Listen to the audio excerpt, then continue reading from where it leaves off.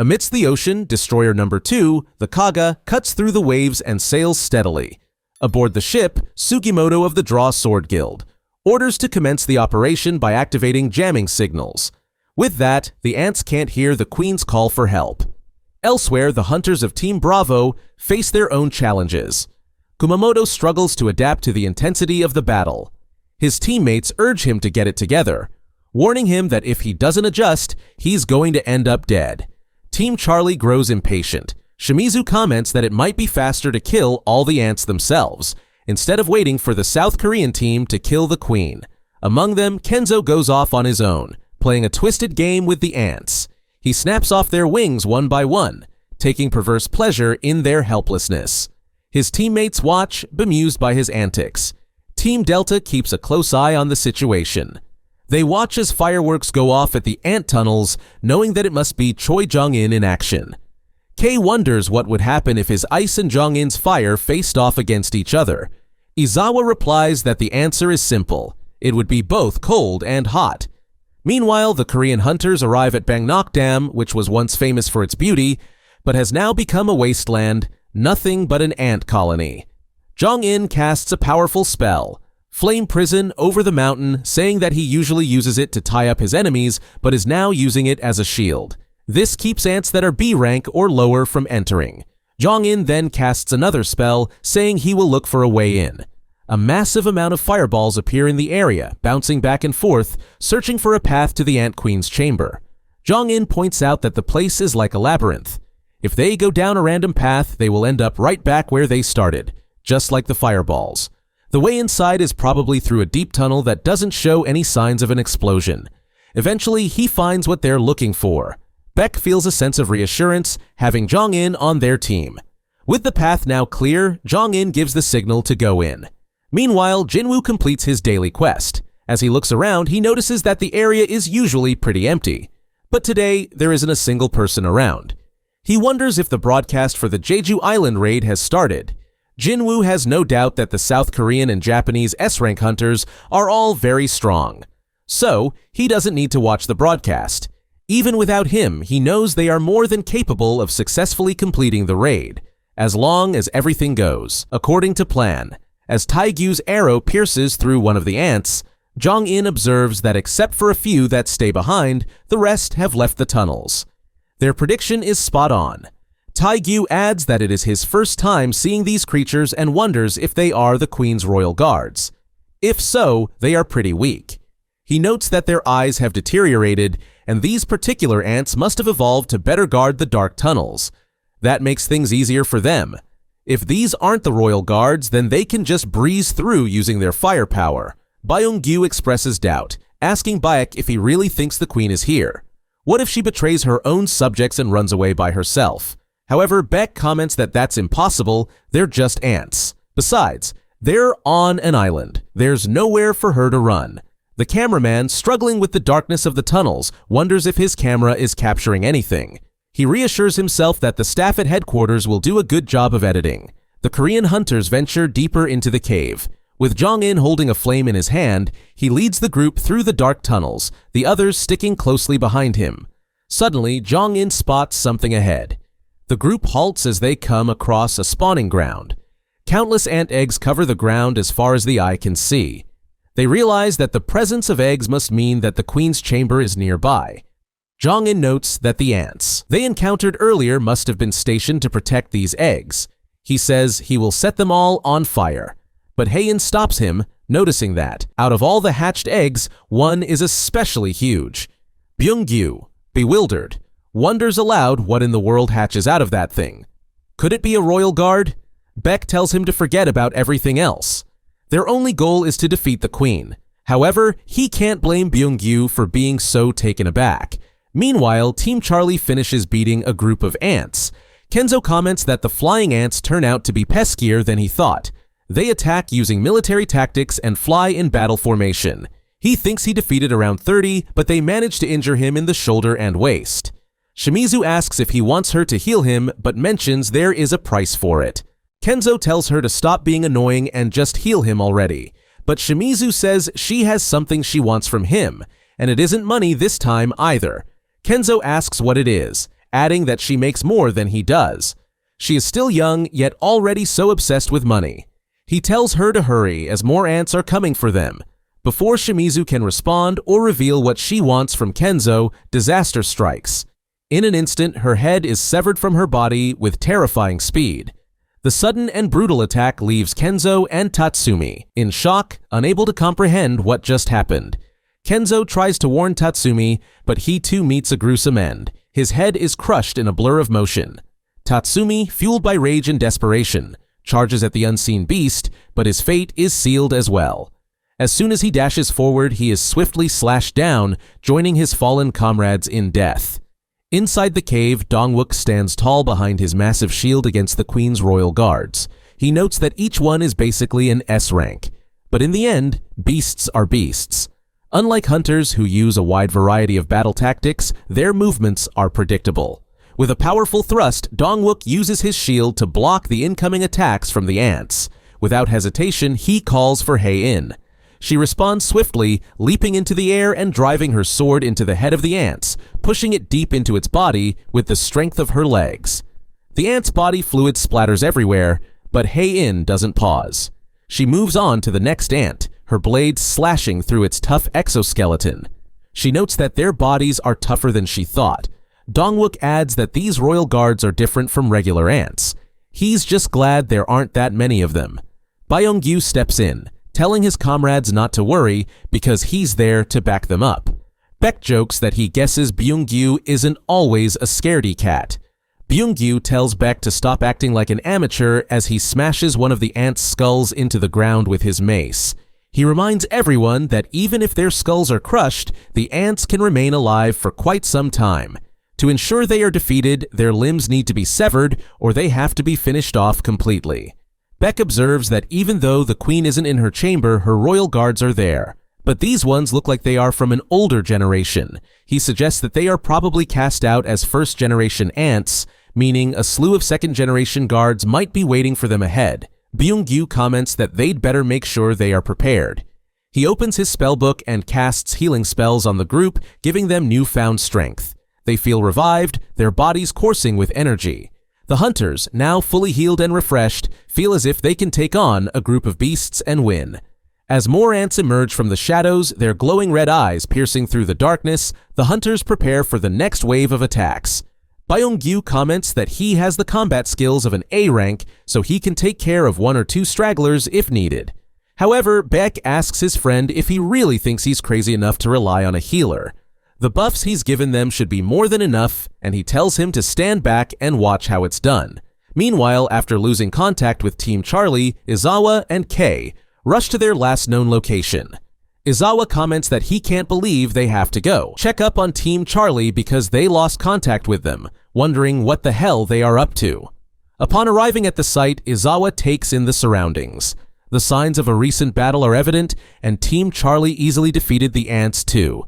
But something is wrong. There is no sign of the team itself. As Izawa searches the area, he finds Fujishima's glasses. Izawa's heart sinks as he follows the trail of destruction, leading him to the lifeless bodies of his comrades. The sight is horrific and he struggles to process what he is seeing. Kei, standing a few feet away, begins to tremble, then falls to his knees and vomits. An awful smell overwhelms his senses, a rotten stench he's never smelled before. But before he can do anything, a wave of red, glowing energy emerges from the bushes. Kei, sensing the imminent danger, quickly unleashes his ice magic, creating a thick wall of ice around them for protection. But the barrier, though formidable, is no match for the unidentified beast that now approaches. With terrifying speed and power, the creature pierces through the ice wall as if it were made of paper. Meanwhile, the Korean team has defeated the horde of ants that attacked them earlier. One curses that they spent too much time on them, but Dongwook responds that it only took 5 minutes to defeat this many ants. They were pretty fast. While looking at Hei-in, Baek comments that it was amazing.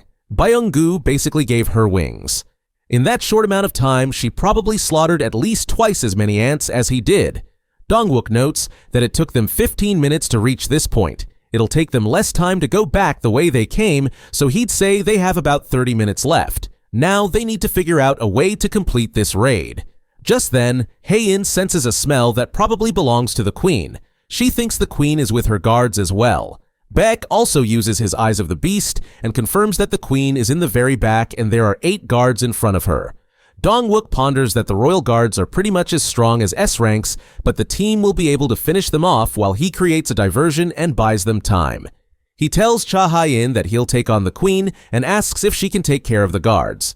Hae-in replies that he can surely count on her. As Dong-wook prepares to confront the queen, Jong-in takes a proactive step, conjuring a massive, glowing serpent of mana, commenting that usually he has to restrain himself, but today he thinks it'd be a shame to let any mana go unused. Suddenly, one of the royal guards lunges at Jong-in from behind, but before it can land a blow, an arrow whizzes through the air, striking the ant squarely and halting its attack. Tae-gyu, with his bow and arrow, has Jong-in's back. Meanwhile, Baek also decides to go all out and transforms into his magic beast form. He asserts that there's no need to restrain himself anymore. He doesn't care if he turns into this hideous form. As long as he can exterminate every single one of these insects, his body twists and expands into a hulking, monstrous figure. Baek charges at the royal guards, tearing through them with his bare hands, the force of his blows causing their bodies to explode in a spray of fluids. Hae-in witnesses Baek Yoonho's beast form, as his roar reverberates through the cavern. As Dong-wook signals Cha Hae-in, she grips her weapon with both hands and plunges it into the ground, activating Quake of Provocation.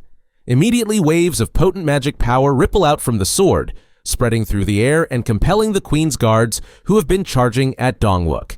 He comments that their formation is beginning to fall apart, realizing that he has to keep the queen tied down until all of her guards have been defeated. He calls out to the monstrous queen to focus on him. Meanwhile, the cameraman is in shock, realizing that the real battle is about to begin. Suddenly, he is informed by the executive director that they've just passed the 80% mark in viewership ratings, ordering him to move closer for a better angle. However, as the cameraman tries to get closer to the fight, Byung-gyu quickly pulls him back. He reminds him that they're in the boss's lair of an S-rank dungeon. Nobody's going to take responsibility for his life here. Byung-gyu tells him to stay behind him if he understands what he's getting at. The cameraman ponders that people always say, healers aren't skilled combatants, but it must be a lie. He feels like Byung-gyu is a much more capable fighter than he is, even though he's an A-rank himself. Back in Korea, an elderly man sat on the floor of his apartment, reading a newspaper. His wife asks if he's not going to watch today's live broadcast. When he denies it, the wife tells him not to act like that, asserting that the reporters on TV say the hunters will surely get the ants for good this time. The old man remarks that those guys are always just talk. He doesn't pay them any mind anymore, but his wife insists that they're out there trying to avenge their one and only child. They should tune in, even if it's painful to watch. Since the husband doesn't respond, she leaves him be. The news host announces that their proud South Korean hunters have commenced the raid against the queen ant. They are currently in the queen's chamber. The largest ant ever witnessed by mankind is standing before their hunters. Ma Dong-wook is fending it off on his own, but he needs backup. The other hunters must first quickly kill off the guards and help him. Baek Yoonho has defeated one of the queen's guards. The elderly woman can hear the sounds of excitement and support coming from the neighboring apartments. The host's voice rises in excitement as he reports the progress of the battle. The hunters have successfully defeated most of the queen's guards, and only 2 remain. If the hunters can just finish off these last 2 guards, they can finally attack the queen. Victory is in sight.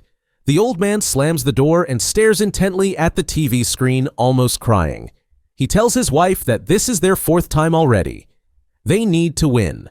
The host continues to narrate the battle. All of the powerful guards have been defeated. Only the queen ant remains. Once the queen is defeated, the hunters will be able to kill off all the other ants as well.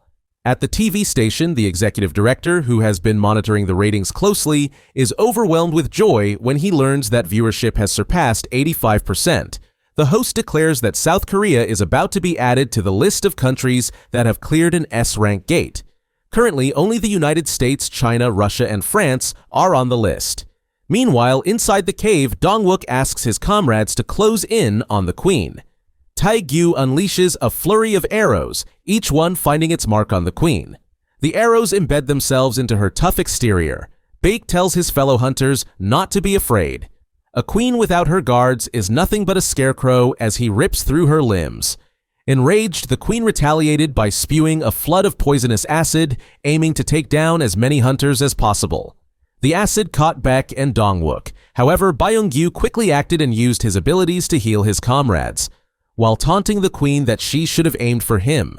The queen, listening to his demand, swiftly moves forward to attack him, but Dongwook blocks her path with his shield, commenting that he won't let her attack their healers so easily.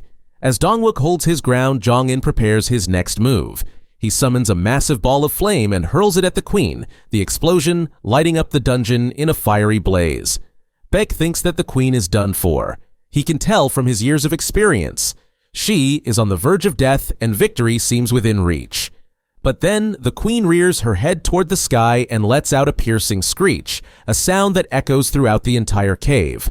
Baek wonders if it's a roar or a death cry, but realizes that it's neither of them. He feels like it's something else. It's like she's calling for someone.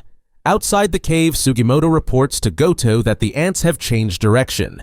They're heading for the tunnels. The jamming signals aren't working. The ants are flying back to the cave, answering the queen's call. Goto is left in shock. He can't believe what is happening. As the queen continues with her roar, Hae-in leaps into the air, and with a swift motion, she slices through the queen's neck. The massive head of the ant queen falls to the ground. Hae-in wonders if it is truly over. Tae-gyu wonders aloud if they have now become the 7th team in the world to clear an S-rank gate. But Baek feels something is off. Just then, Dongwook receives a report that the ants are swarming toward them as they speak, telling the others that they have to get out of here immediately. Lim Tae-gyu notes that they still have time left, wondering if the Japanese team couldn't hold the ants off for 1 hour. Dongwook replies that he doesn't know the details either. The association is looking into it right now. Jong-in felt something. He mentions that the flame prison he cast over the entrance has been destroyed. Suddenly, S-rank hunters freeze, their eyes widen as they sense something ahead of them.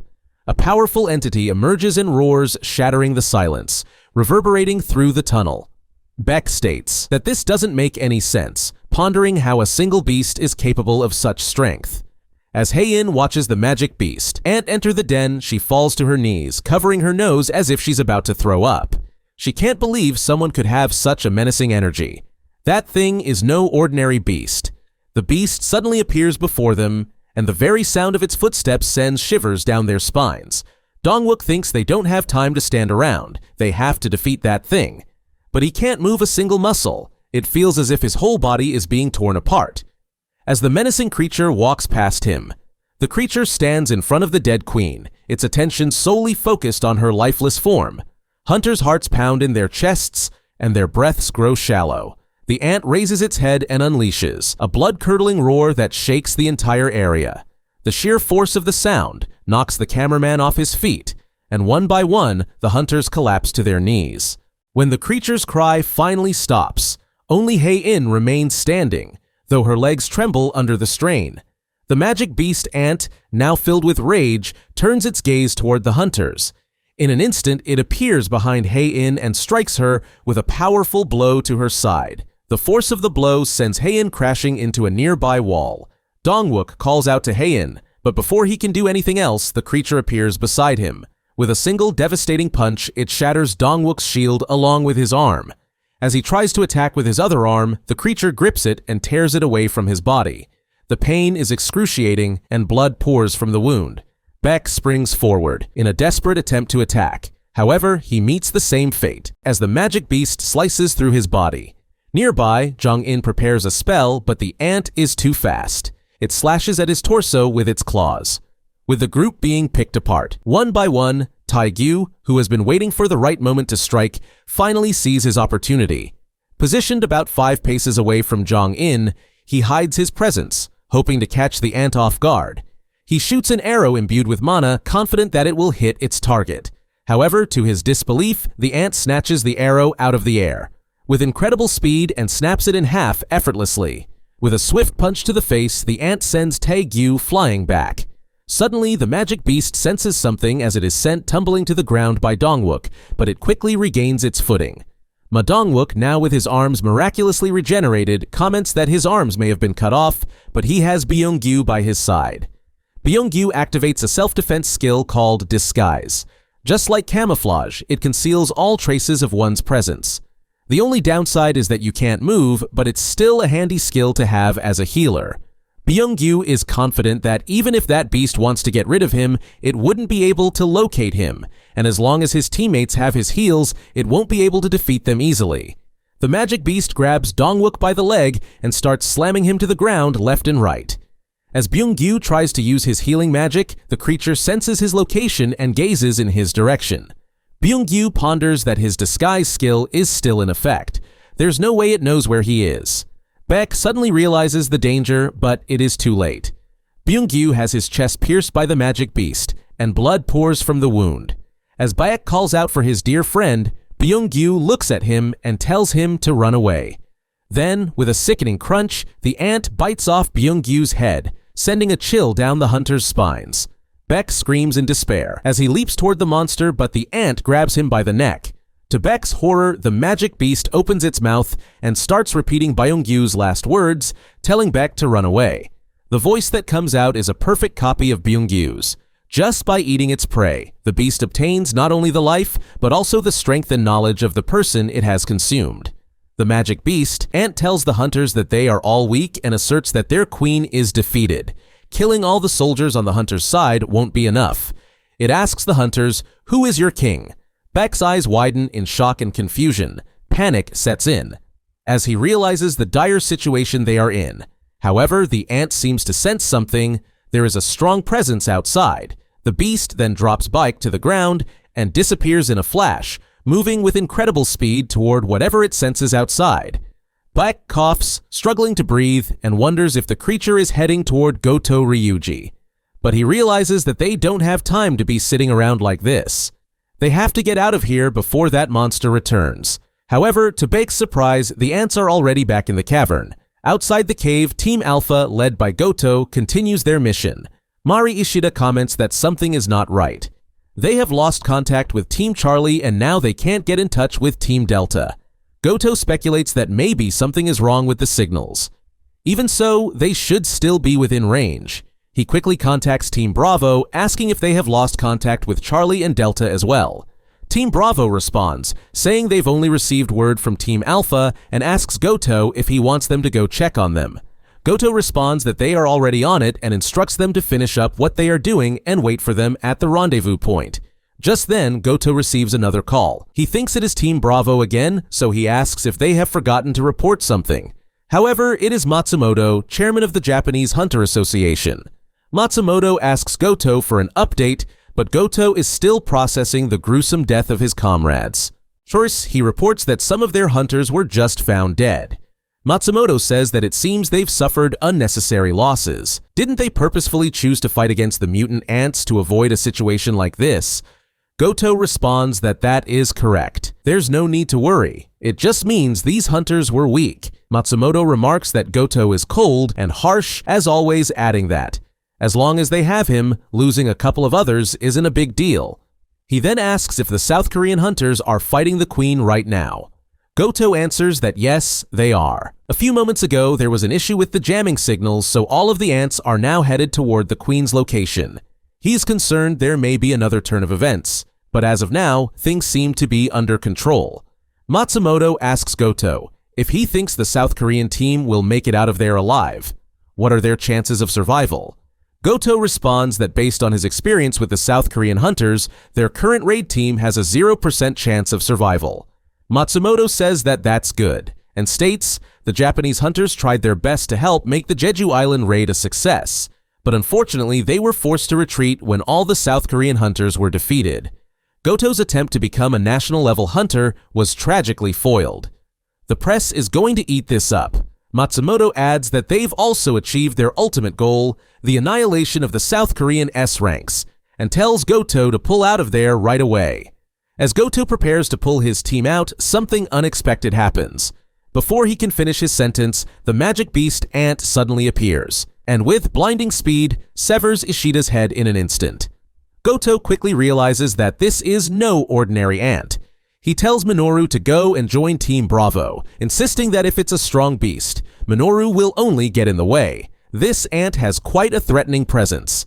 As Goto prepares to face the beast, it does something extraordinary. It speaks. The ant asks Goto if he's the king.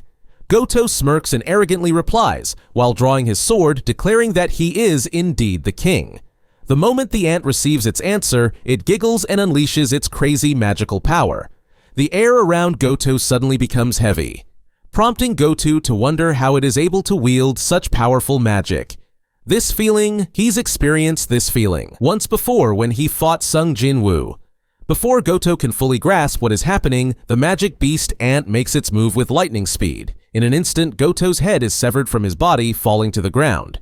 Meanwhile, inside the cave, the Korean team finds themselves completely overwhelmed by the relentless swarm of ants. Jong-in tries to fend off the seemingly endless wave of ants with his fire magic, but it isn't working. Baek questions if he can't turn up the heat. Jong-in says that if he does that, he'll end up burning through every last bit of oxygen inside of this place. Baek notes that everyone has sustained fatal injuries. Byung-gu tried his best to heal at least some of their wounds, but it still wasn't enough to get them back to normal. Out of all of them, Choi Jong-in is their best bet. All they can do now is hope that his potent flames are enough to defeat the ants. As the ants close in, Baek can't help but wonder if this is how it will all end. Just then, a shadow soldier appears and grabs two ants with its hands. Baek is taken aback. He wonders what that black soldier thing is. The shadow soldier then stares into the void as the world around him fades, replaced by the sprawling city. As the view zooms in, Sung Jinwoo emerges, his expression grim and serious. He speaks a single word, exchange. The cameraman, overwhelmed by fear, falls to his knees. Even as he faces imminent death, his thoughts are consumed by regret. He can't believe the last words he said to his father were, "Have you eaten yet?" He would have had more conversations with him if he'd known things would end up this way. The cameraman accepts his fate and lowers his gaze as two terrifying magic beast ants descend toward his head. However, a loud crackling noise suddenly fills the air. The cameraman looks up to see a long blade piercing through the skull of the ants. The atmosphere in the TV station's control room tenses up. They can't comprehend that their S-rank hunters were utterly defeated, all because of a single ant? How is that even possible? The abrupt decision to shut down the live stream caused an immediate uproar. The executive director has been informed that the phone lines are about to go down because they're getting so many calls from their viewers. But the executive director shouts that they can't show the hunters getting ripped to shreds on live television. It's all over. They're done for. Suddenly, one of the producers informs that someone has just appeared at the scene. Someone who seems to change the course of the battle. The executive director decides to resume the live broadcast, knowing that if they go live now, there won't be a delay. They won't be able to edit anything out if something goes horribly wrong. But he's determined, saying that they've already stopped the broadcast once. It can't get any worse from here on out. It's all or nothing now. They're going live no matter what. Jinwoo arrives on Jeju Island, having used his shadow exchange ability to instantly transport himself and his army to the battlefield. His gaze is fierce as he leads the intimidating force of shadow soldiers. Iron, understanding his master's unspoken command, activates the Shout of Provocation skill. Every single ant within range turns its attention toward Iron. The entire swarm, driven by a primal urge, charges at him with relentless ferocity. Jinwoo commends Iron for his success in drawing the ants' attention. As the ants close in, he summons the two daggers he has acquired from defeating the demon monarch. In one swift motion, Jinwoo slashes through the oncoming ants. Meanwhile, Tusk stands vigil over the injured members of the strike squad, ensuring their safety. Ma Dong-wook wonders, what just happened? Who's the one fighting? Baek assures him that they're in good hands. Everything's going to be okay. Igris crushes an ant with his bare hands, driving it into the ground before slicing through the remaining creatures with his long blade, while Iron takes a more brute force approach, smashing the ants beneath his feet. Amidst the chaos, Jinwoo decides to ramp things up. He gives the command, arise. In response, the defeated ants now rise again. The cameraman can't believe his eyes as those magic beasts just resurrected. He's not sure what's going on as the ants are fighting each other. Jinwoo quickly rushes toward the raid team, summoning healing potions to treat their wounds. As he feeds Taegyu a healing potion, Jinwoo urges the others to drink up what he's about to give them. He'll explain everything later. Taegyu is startled by his sudden recovery. Jong-in, Dong-wook, and Baek's wounds also heal rapidly. However, Cha Hae-in remains unconscious. Dongwook asks why Cha Hae-in is the only one still unconscious. Jinwoo replies that she has suffered serious injuries. He can't heal her with his abilities and realizes that she's slowly growing weaker. Jinwoo tells Dongwook that it seems things are just about done here. They must leave this place before more ants start showing up. Dongwook agrees. However, just as they are about to act, a strange sensation makes Jinwoo pause. The Ant King has returned. It speaks, asserting that the true king was not outside. It asks if there are other humans called king. Beck realizes that if this monster has returned, then it means Goto Ryuji lost. Jinwoo asks Dongwook to take care of Cha Hae-in. He realizes that this magic beast ant is the reason why Goto Ryuji's shadow was no longer detectable. As it approaches Jinwoo, the Ant King asks if he's the king of the humans. Jinwoo is mildly surprised that this insect can talk. The atmosphere fills with intense mana as the two monsters stand against each other.